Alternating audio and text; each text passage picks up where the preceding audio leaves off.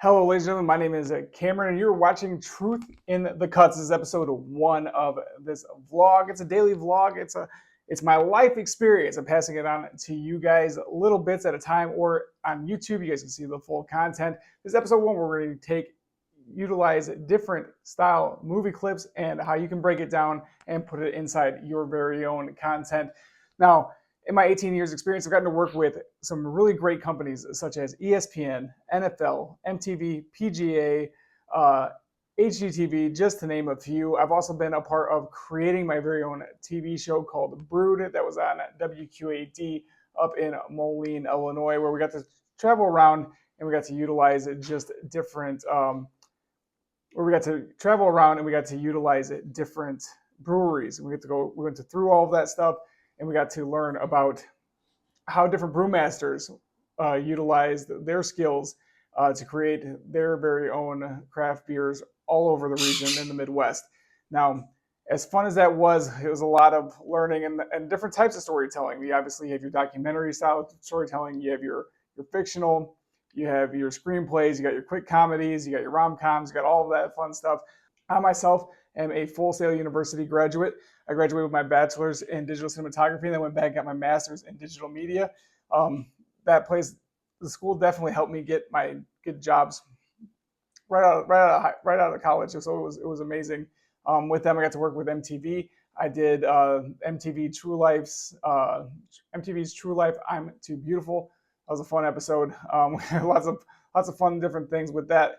You realize when you're starting to create your own content and when you're starting to do all this stuff, how much a producer actually does. And when you're creating your own content, you yourself are the producer, whether it be something quick, like a quick 30-second video on social media, whether it be a really quick video for YouTube, if you're doing a Facebook reel, no matter which way you look at it, you are the producer. And when becoming the producer, that's when you guys start thinking about it in the mindset of what message are we trying to tell? Are we staying on brand? Are we trying to be funny? Are we what equipment are we utilizing? What format are we going to utilize? Are we going to film it in landscape? We're going to film it in portrait for social media. Can we utilize more things out of this? How far can we go with each video that we can do? Nowadays, you can't just be on TikTok. You can't just be on YouTube. You can't just be on Facebook, Instagram. You got to be across them all. And you also have to be utilizing what's new for you and what formats are best for you. And while one video might blow up on YouTube, won't do squat on TikTok, or it might do okay on Instagram. Different videos, different formats, all of that stuff, it all comes down to how you're projecting it to your audience and how you're thinking about it as a producer yourself. Now, when it comes to certain things, you have to be able to, a lot of people like to go off of the cuff, and that's fine. Some people are great at it. But the ones that are great at it, they're utilizing just different formats when it comes to storytelling, whether it be quick cuts, quick transitions, buying the extra AI stuff. I mean, I don't really know if you absolutely have to have the extra AI stuff. Let me get on a tangent here, because we're starting to see some of these ads that have they're buying visual hook ads or visual hook apps. Don't do that. I mean, honestly, like, if you're 5 years old, like, it might be cool to fly in with the angel wings, but honestly, if you use that for your own video, and I feel like most people understand this, it doesn't make sense. It looks cheesy as hell, and just doesn't make. It's not going to make your videos any better, and you just wasted probably $20-$30. You don't need that stuff.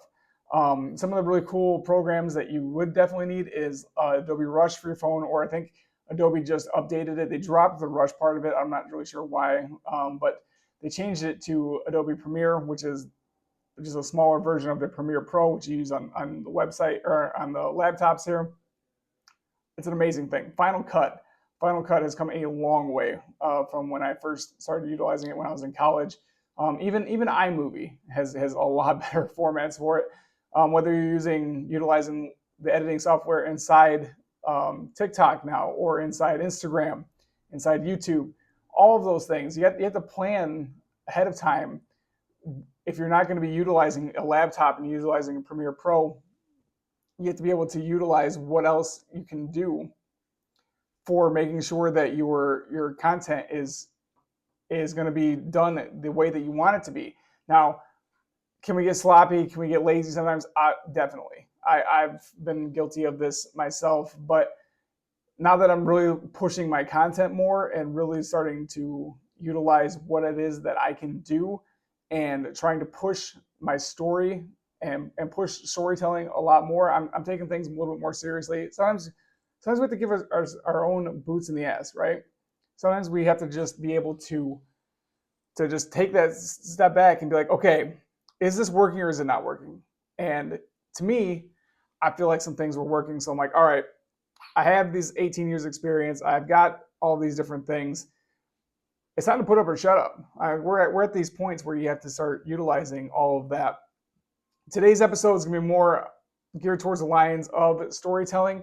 With this, we're going to do some stuff when it comes to filmmaking and all of that, some of those different aspects a little bit later. Now, I'm not saying that I am the go-to expert for everything. Hopefully, we have some interviews coming up here on this channel where we get to speak to some experts that are much better at some of the stuff than I am. I'd say on a scale of 1 to 10, as far as a photographer for video or a cinematographer, I'd say I'm probably about a 6 or 7 if I'm actually rating myself. I know there's so many people that are much better than I am, and it's okay. There's some things that I'm much better at than other people. I find that I'm much better at directing and writing and doing the creative stuff. I enjoy being on camera. I know there's lots of people that can't do that. So with this, we're going to be utilizing some of those things. I'm definitely one of those jacks of all trades when it comes to filmmaking and all of that stuff. When I came out of Full Sail, they teach you how you can be the one-man band going into it. Now, while that's great, you definitely need to start eventually surrounding yourself with some people that can do different things. And as you go on and create and build your creator career and your portfolio and all that stuff, you're going to start seeing like where it is that you stand out. And I'm completely comfortable with talking on camera. I love sharing my experience. I love sharing my stories. So hopefully you can take some of this stuff and learn something, and hopefully it will help you in the long run as well. So today's episode is going to be focusing a little bit more on what movies did that you can utilize in your content and some of the storytelling tips that they did there. Now, one of the biggest ones, and I had a video on this on TikTok not too long ago, but it was the story Gremlins. And this was utilized in film school. I absolutely love that teacher, and I applaud him still to this day about what it was that he did to relate everything like that. But so the movie Gremlins is the absolute best format for storytelling, and let me tell you why. So in the movie, they very blatantly tell you the rules, right? You cannot feed the gremlins after midnight, and you cannot get them wet. There's 2 rules. They're written. It's pretty much easily formatted for you. They gave the plot to you as the audience, and then what did they do? They gave them a bunch of candy, a bunch of pizza, and then grabbed a bucket of water and threw it on them, and we as an audience got to watch what happened. And when you're utilizing that for your storytelling, it's okay to tell the rules and then break the rules and then come back with your solution. Now, while this is fun and games for fictional storytelling, how do you utilize that?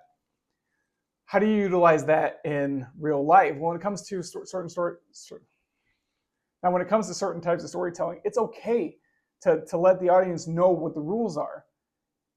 And this goes off of another video that I did that is doing okay, was every story needs a villain. Every story needs a hero. Now, whether that be an actual physical villain or a physical person or a challenge that you're doing or even yourself, every story has to have that type of battle. If you're telling a story about when you're going to the mall and you're looking and you're looking and you're looking and you just can't find this thing, your mind's going a million miles an hour, right? Tell the people what your mind is doing. Set up that rule when you're going through there. Why are you searching for this item? I need this item because this is the only item here at this store for this birthday party. So even if you're just doing like a general day-to-day story time, there is still rules to storytelling that you can utilize. Number one is every story has a villain. Now, whether that villain be something physical, like an actual physical altercation, whether that be a fight or an inner fight. Say you're trying to do a story about how you need this one item, this t-shirt from the mall, and only this store has it. You go to the mall, and for whatever reason, you're just not finding that exact item. Now, with this, you can already set it up. You set up when you're doing the introductory, like, hey, I've got this birthday party. It's coming up. I have to have this item, otherwise my daughter is going to get an F for her school project. I go down to the mall. I'm looking. I'm starting to get scared. I can't find it. And then out of nowhere, either that's where it splits, right? Either you find the item and now you're happy and your daughter's okay and all of that stuff. You save the day, right? Or you don't find the item. And now you're worried about what's going to happen with your daughter. What's going to happen if she doesn't get it done? What are you going to do to solve this problem? Are you going to be able to make a different type of shirt? Are you going to have to make this yourself? Now you've got another option. Now here you go into building how it is that you're building that t-shirt. What you're going to do to be creative about doing it. Everything has those rules. Everything, no matter what way you do it. And you see it time and time again on social media where somebody comes out and they might have a very good hook, where they might come out and be like, this is the worst day of my life and here's why. And all of a sudden you're like, oh my God, what's going on with this person? But then they drop it. They don't tell you what's going on. They immediately stop. Well, I was at the store on Tuesday and it just didn't work out. I wanted a raise. I asked my boss for a raise. He said no. I hate my life. Like that's not a story. I mean, will it relate to some people? Obviously, yes. We all want raises. We all want that stuff. But is it a memorable style video? Absolutely not. So when you're doing that, when you're utilizing these types of storytelling, when you create the rule and then you break the rule and then you resolve the rule in each single story, it goes a long way when you're doing these things, just such as, I need a t-shirt for my daughter's birthday. If I don't have this t-shirt for my daughter's birthday, she's going to get picked on for the rest of her life. Obviously, that's probably not the case, but you know how dramatic people are, especially on social media. You're still utilizing that rule. So you're establishing why it is that you're looking into it. You're establishing why it is that you're talking about it. You're establishing your journey, and then we as a viewer get to learn, did she overcome? Did she find the item that she needed? Or did she not? And now we have, oh my gosh, now we have another struggle. How is she going to make this happen? What's going to happen with the daughter? Is the daughter going to be okay? You have multiple different avenues when it comes to that. And the movie Gremlins is great about just telling you straight up, flat out what the rule is. And I feel like when it comes to storytelling, especially when it comes to social media style storytelling, this is where it would shine the absolute best because it's very simple. It's very simple. If I start off a video like, hey guys, I've only got 5 minutes to tell you this video, otherwise my heart's gonna stop. Holy shit, here he is. He's what's going on? What does he need to do to solve this problem? Like you have those hooks, right? And then I gotta tell you, well, if I don't take this pill out of this bag in the next 4 minutes, I'm a goner. And then from there you can go into why. Fill it in backwards. Movie Gremlins was perfect with that because almost right out of the bat, they had the old guy that came up and was like, you just pretty much just flat out gave him the rules, right? Or the movie Pet Sematary, right off the bat. He told them what to do, but told them not to do it. And as a character, as a person, we're curious, right? We want to see what's going to happen. If we know something's going to happen, especially in the movie Pet Sematary, I mean, how are you not going to break that rule, right? He had his son passed away. The old man gave him an option to bring his son back. As a human being, everybody sympathized with that daughter, with that son, or with that man for his son, wanted to get him back. So of course he's going to take him to the Pet Sematary. Last chance, bury him, see what happens. So immediately broke the rule, and then the rest of the movie is the turmoil of, what do I do now? Obviously, this isn't my son anymore.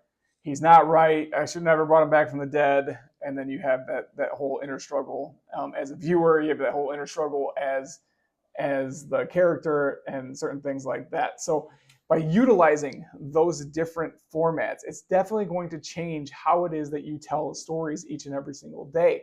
And like I've said multiple times, if you just utilize that in your everyday life, your content is going to go from here to here. It's crazy to see that it's something as simple as that is separating a small time creator to a big time creator. Right now, yes, I'm filming this on a Canon Mini EOS 5, and yes, my quality is probably just a little bit better than my iPhone, but you don't have to utilize that. I don't even have I lost my tripod plate for this thing because I haven't used it in so long. Guerrilla format. I don't have any lighting. I am starting similar, but I'm utilizing the stories. Everybody thinks that you need all this equipment, you need this fancy ring light, you need all of this stuff to get things started. You guys are starting with the ground up with me, right? My tripod right now is broken. I'm hoping that my camera doesn't fall off of this thing as I'm filming this. Everything starts with the storytelling. Everything starts at the beginning with the story, and when you're doing this stuff, you have to have that mindset of the producer. And as a producer, we all see him on the screens, executive produced by so-and-so, produced by so-and-so. Michael Jacobs is one of the big ones I always see, and he was a producer for the comedy show Dinosaurs, and he was a big producer for Fox. So it's one of the names. Rob Reiner is another huge producer. Everybody thinks that the producer is just the money guy. When you ask an average person on the street what a producer does, when you watch Project Greenlight, the show with Matt Damon and Ben Affleck, where they introduce a whole bunch of filmmakers, give them the option where they win. They don't win a money value, but they win the opportunity to do a feature-length film for HBO. And you really get to see and learn what a producer does. And there, a producer wears all the hats. They make sure that the script is correct. They make sure that the filming is correct. They have all the equipment. They have all the staging, the lighting. Everything is set up. So when you're creating this stuff, you put yourself in that filmmaker mindset, whether it be something small and simple like you're filming in your car. No matter what, the producer always starts with the story. If there's no story, there's nothing else. So when you're creating something simple, something fast, and I understand that there are times when you're so mad or you're so happy that you just need to pull up that camera. You just need to pull this up right here and look at it and just start screaming at it because you're so going on. I understand that. And it's okay. Do it. Don't do it in the TikTok form. Just do it in the actual camera. Take that and film it and then go back through and get everything out that you're trying to say. And then you can go back through and edit it and kind of retell that story. When you're doing this stuff, it's going to get easier, especially when it comes to that and you start storytelling more and you start thinking about what it is with my hook, what am I going to be talking about, how am I going to be utilizing that. The very next time that you go through and do it, when you are very mad, you're very happy and all that stuff, you're going to instantly pick it up and be like, I didn't just win the lottery, but man, it sure does feel like it, and here's why. Or I didn't... Or today, I could not tell you how bad today was. Something along those lines. Obviously, I could have a better hook right off the top of my head, but those style hooks will just automatically start coming up to you, and it's all because you start storytelling more. And it's okay to have a part 1, part 2, part 3. You don't. Once you start getting into that part 2, part 3, part 3, part 4, you don't really need to do the hook over again. But I would say to reuse the hook for the second one to just kind of revitalize it. News outlets use this all the time. How many times have you heard new business closes on Broad Street after business owner files bankruptcy? Here's why. Like it's a universal term when it comes to that, but there's a reason for it. With the attention spans when it comes to creating your content now, there's just so much that's there. Attention spans are next to nothing. So you almost need to have that visual hook every single time. Media outlets are doing it all the time. Even you're starting to see it in shows when it comes to when it comes to like a cold open. Saturday Night Live does the cold open. Law and Order SVU does the cold open when you see the murder, and all of a sudden, you see the person who witnessed the crime. They're scared, and they got their eyes wide open and all of that, and then it cuts, then goes to the music, and then the show happens. They're breaking the rule first, and then going through. They're setting it up to have all that stuff done, and all of that can be revitalized and used into your content. So definitely enjoying it. Definitely have fun with this stuff. Hopefully you guys can utilize some of this storytelling tips. We're going to have more on these things as we move on later on in the week, but I feel like this is enough content for me today to get me through the week to see what different kinds of stories we can tell. Hopefully you guys enjoy it. Welcome. Thank you guys so much for watching Truth in the Cuts. This was episode 1. We'll be back with you guys next week.